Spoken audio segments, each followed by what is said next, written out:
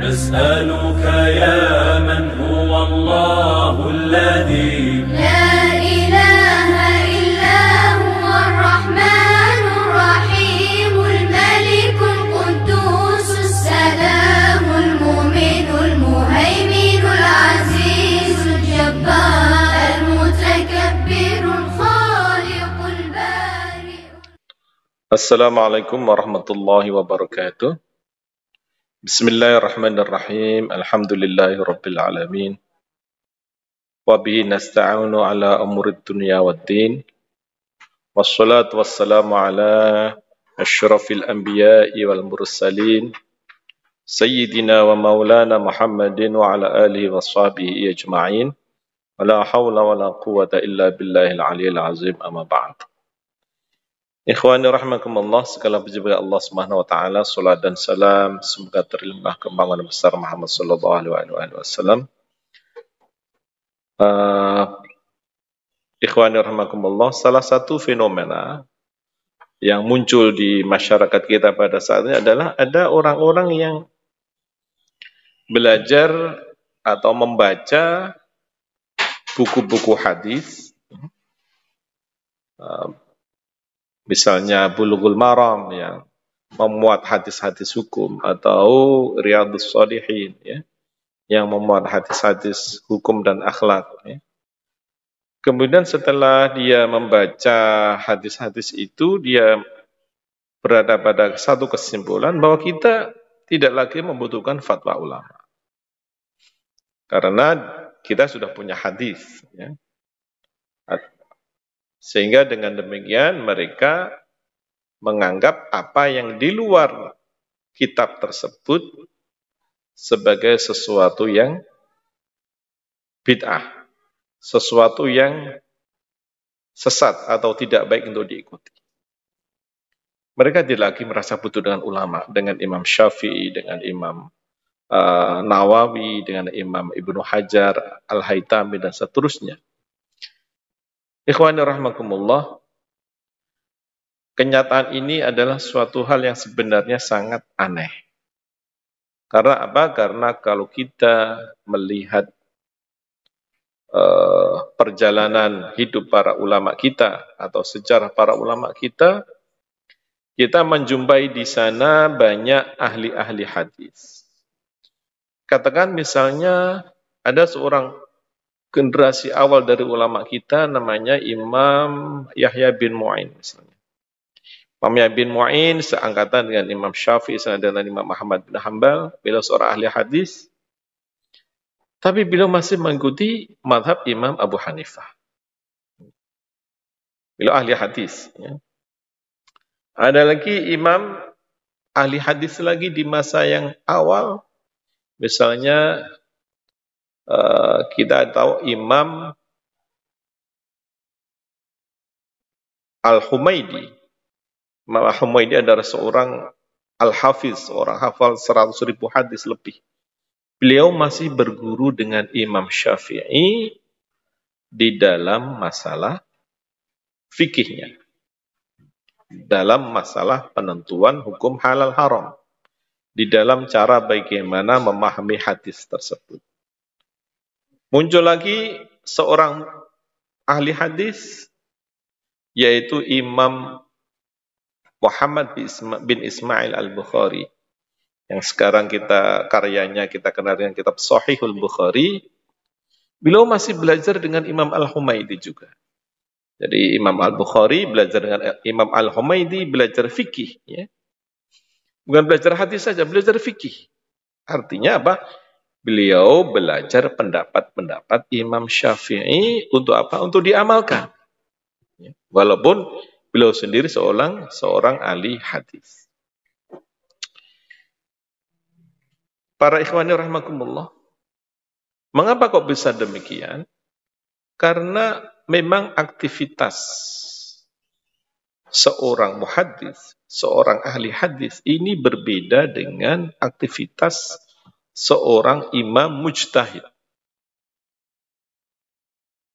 Kalau seorang ahli hadis, seorang muhaddis, maka fokus pekerjaannya adalah dia mengumpulkan hadis, ya, ini yang pertama. Kadang-kadang berpindah dari satu tempat ke tempat yang lain, dia mengumpulkan hadis, mencari hadis. Yang kedua, dia mengumpulkan data periwayat hadis. Apakah si fulan ini bisa dipercaya, si fulan ini pembohong, apa si fulan ini bisa dipercaya tapi hafalannya lemah dan seterusnya. Yang kita kenal dengan ilmu rijalul hadis, ilmu tentang narasumber hadis. Kemudian dia mengumpulkan hadis-hadis itu dan menyeleksi hadis-hadis itu. Menentukan apa hadis ini dhaif, sahih, hasan, dan seterusnya. Ini pekerjaan para muhaddis, para ahli hadis. Beda dengan pekerjaan mujtahid. Pekerjaan mujtahid, mereka juga mengumpulkan hadis. Mereka juga menyeleksi hadis-hadis. Tapi ada lebihnya. Mereka membuat penafsiran keputusan hukum berdasarkan bekal ilmu yang mereka ketahui. Bukan hanya sekedar ilmu hadis, tapi juga ilmu bahasa Arab, ilmu sastra Arab, ulumul Quran, ilmu Al-Quran, ilmu usul fikih, dan seterusnya, yang menjadi bekal bagi seorang mujtahid. Sehingga tidak semua ahli hadis bisa menjadi seorang mufti atau bisa menjadi seorang mujtahid. Tapi seorang mujtahid hampir bisa dipastikan adalah seorang ahli hadis. Karena itu para ikhwani rahimakumullah, di abad-abad selanjutnya kita kenal banyak sekali tokoh-tokoh hadis yang mereka mengumpulkan hadis, mensahihkan hadis, mendhaifkan hadis, ya, melakukan takhrijul hadis, ya. Tapi mereka masih mengikuti pendapat para ulama, para imam mazhab. Karena apa? Karena mereka merasa ilmu mereka belum cukup untuk berfatwa tentang agama. Masih ada ilmu yang lain yang belum mereka kuasai. Inilah para ulama kita pada masa lalu. Sehingga kita kenal siapa itu Imam Nawawi, seorang ahli hadis, seorang peneliti hadis. Beliau punya syarah penjelasan tentang hadis Muslim, hadis Sahih Muslim, tapi beliau masih mengikuti mazhab Syafi'i. Kita kenal namanya Al-Imam Al-Hafiz Ibnu Hajar Al-Asqalani, seorang ahli hadis kenamaan yang sampai sekarang kitabnya kita dijadikan rujukan para ahli hadis seluruh dunia, yaitu kitab Fathul Bari fi Syarhi Sahihil Bukhari, atau kita kenal dengan kitab Fathul Bari, 25 jilid. Ini adalah suatu karya yang luar biasa, tapi toh Imam Ibnu Hajar masih mengikuti mazhab Syafi'i. Kita kenal Imam Ibnu Katsir, seorang mufassir besar, seorang hafiz juga, masih mengikuti mazhab Syafi'i. Imam Ad-Dhahabi dan seterusnya, masih banyak lagi. Mereka ahli hadis tapi masih mengikatkan diri dengan mazhab tertentu. Karena para hadirin sekalian, para ikhwani rahimakumullah, sangat menyedihkan kalau sekarang ada orang yang baru membaca Bulughul Maram. Bulughul Maram itu mungkin berapa ya? Mungkin baru 1% dari kitab Ibnu Hajar yang lain, jadi kitab Fathul Bari. Ya. Baru belajar Bulughul Maram sudah merasa saya nggak butuh mazhab, saya cukup dengan hadis. Baru belajar Riyadhus Shalihin merasa cukup, padahal yang nyusun itu pun masih bermadhab. Ya. Ikhwani rahimakumullah yang dirahmati Allah Subhanahu wa taala, mengikuti madhab itu bukan berarti kita meninggalkan sunnah. Bukan. Karena apa? Bermadhab itu berarti kita mengikuti sunnah berdasarkan pemahaman orang yang lebih tahu daripada kita, yaitu para imam mujtahid. Ketika saya mengikuti mazhab Syafi'i, berarti saya mengikuti sunnah berdasarkan pemahaman Imam Syafi'i. Tidak membuang sunnah. Ketika seseorang mengikuti mazhab Hambali, dia berarti sedang mengikuti sunnah berdasarkan pemahaman Imam Ahmad bin Hanbal. Mengapa kok tidak pemahaman kita sendiri? Karena kemampuan kita untuk memahami hadis itu masih kurang bekal untuk pemahaman tersebut. Saya buat pengandaian.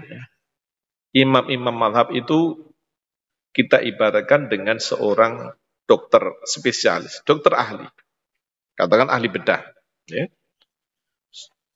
Kemudian Anda juga seorang punya pengetahuan kesehatan lah, paling nggak pernah ikut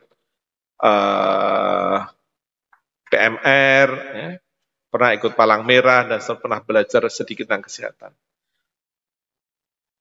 Ketika ada orang yang butuh dibedah tubuhnya karena ada penyakit, sudah tentu kita akan membawa orang ini ke dokter bedah. Sudah tentu, karena dia sudah punya perangkat ilmunya. Walaupun Anda juga punya perangkat ilmunya, tapi kalau Anda pengetahuan Anda hanya sedikit, hanya kelasnya PMR, ini sangat berbahaya kalau Anda melakukan pembedahan. Contoh yang lain adalah kalau ada orang yang punya kemampuan untuk mereparasi sepeda, sudah tentu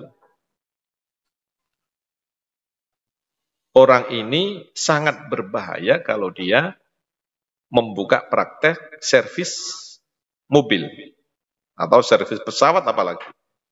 Jadi semua ada makomnya sendiri-sendiri, ada tingkatannya sendiri-sendiri. Kalau kita masih ibtidai, masih pemula, jangan malu-malu.